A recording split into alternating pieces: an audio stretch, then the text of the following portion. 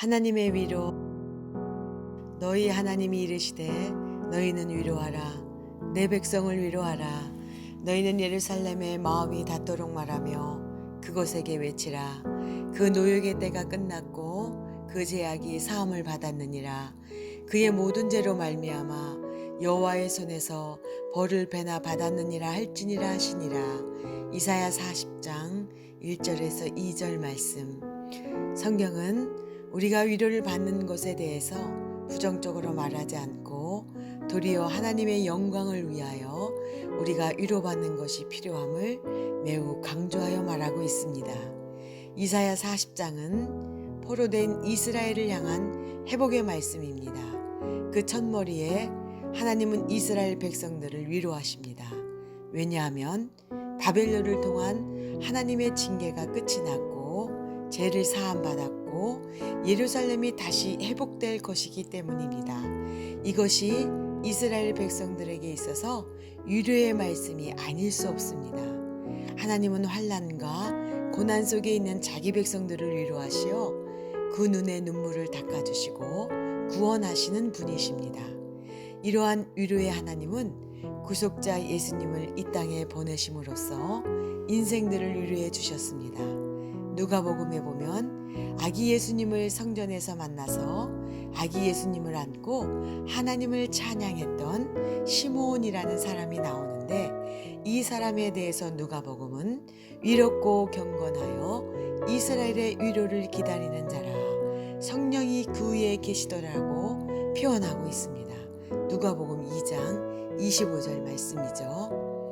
시므온은 진정으로 위로받기를 원했는데 어떤 위로를 받기 원했습니까? 그것은 이스라엘 위로인데 곧 메시아가 오셔서 죄와 심판 아래 있는 인생들을 구원하시는 것입니다. 이것이야말로 인생들에게 있어서 참된 위로가 아니겠습니까? 그래서 예수님이 이 세상에 오셔서 십자가에서 대속의 피를 흘려주신 이 사건이 모든 인생들에게 참된 위로가 됩니다.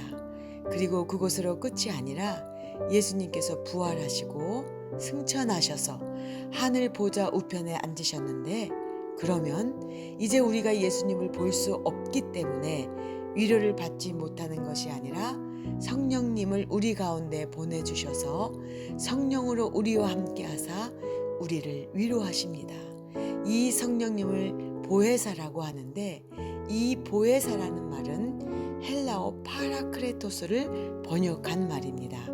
이 단어는 곁에 있어서 변호해주고 도와주고 위로해주는 자를 의미합니다. 성령님께서 우리와 함께 계셔서 진리로 늘 인도하심으로써 인생의 고난과 환난 가운데 있는 우리를 도우시고 위로하시는 것입니다. 성경이 말하는 위로는 하나님의 은혜라는 말과 비슷한 맥락에 있는 것입니다.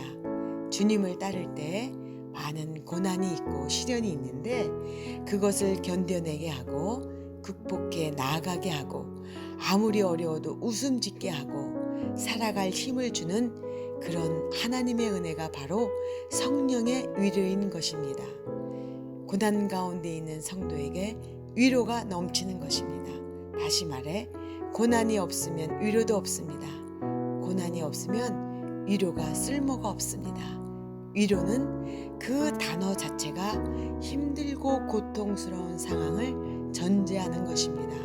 그래서 주를 위해 살면서 여러 가지 고난을 받을 때 그때 주님이 우리와 함께 계셔서 위로해 주는 것입니다. 그러면 그 위로를 힘입어 낙심하지 않고 도리어 일어서서 고난과 맞서 싸우고 더욱 선한 일과 말에 굳게 서서 더욱 교회답게 든든하게 서 나가는 것입니다.